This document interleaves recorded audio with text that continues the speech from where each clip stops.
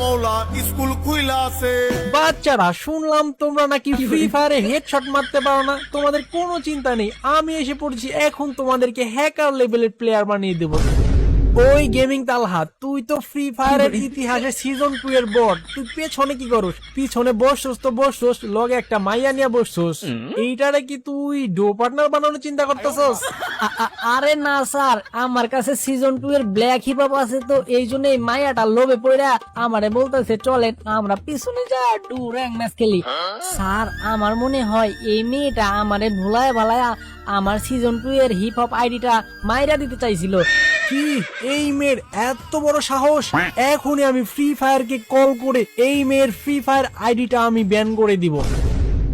Sir আমি তো সামনেই বসছিলাম, এই সিজন 2 এর বট আমারে লোভ দেখায় বলে তুমি যদি আমার ডুও পার্টনার হও তাহলে আমি তোমার 10,000 ডায়মন্ড টপ আপ কইরা দিব।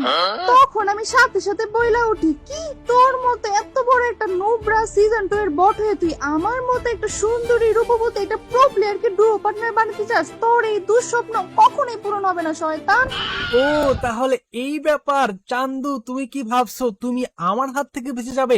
এইবারের মতো আমার মাফ করে দেন স্যার, আমার ভুল হয়ে গেছে।